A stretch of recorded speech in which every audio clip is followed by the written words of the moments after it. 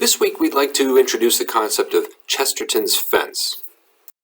This is something that is named after Gilbert Keith Chesterton, who is usually referred to as G.K. Chesterton. G.K. Chesterton was a late 19th century and early 20th century English writer, poet, and journalist. He was also a philosopher, orator, biographer, and even an art critic. And if nowhere else, he often pops up in books of witty quotations. A Chesterton's fence is the kind of old, dilapidated fence that you might encounter on a walk in the woods or out in the countryside. The idea is that the presence of the fence is a little baffling because it isn't immediately clear what good it's doing. It's not clear why it's there.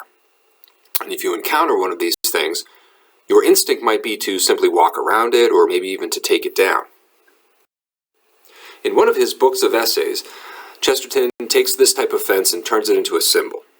And it's now something that actually comes up from time to time in the policy and advocacy world. If you go work for a policy institute or a think tank, sooner or later you'll probably hear it. And here is what he wrote.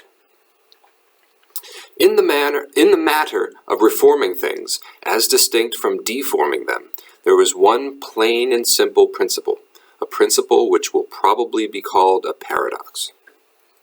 There exists in such a case a certain institution or law, let us say for the sake of simplicity, a fence or a gate erected across a road. The more modern type of reformer goes gaily up to it and says, I don't see the use of this. Let us clear it away.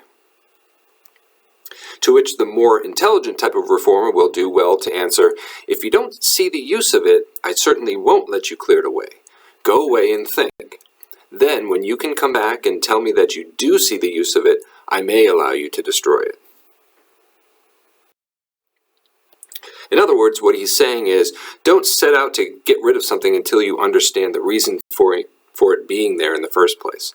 It's a very simple idea, but having a name for it, such as a Chesterton's fence, will help you identify it when it arises. Now, to be clear, that does not mean that you shouldn't advocate for change. It just means that when you do encounter a policy that's in your way and that you want to take down, you should at least pause long enough to become informed about it and empathetic about it and objective about it. If you do that kind of reflection, then most likely one of three things will happen. You might conclude that your intuition about the issue is in fact correct and well-founded, and in that case you can proceed as you would have anyway. Or, by asking why the fence is there, you might learn a little bit more about the context of your issue, and you still might want to proceed, but you might think of some modifications and improvements that you can make to the way that you are going to go about making that change. Or finally, you might even discover that despite what you thought at first, there actually is a good reason for the fence being there. In that case, maybe you'll reconsider your plan altogether. You might say to yourself, I need to tackle this problem from a completely different angle because either I can't take this fence down or maybe I've changed my mind and I don't want to take it down anymore. To wrap up, let's bring this back to your project. Using this very simple concept, think about what this means for your policy issue. What is the fence in your case? And who put it there and when?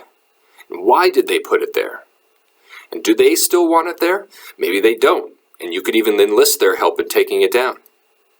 If you do take it down, does that create a new problem for anyone else? And can you still move forward, or do you need to adjust?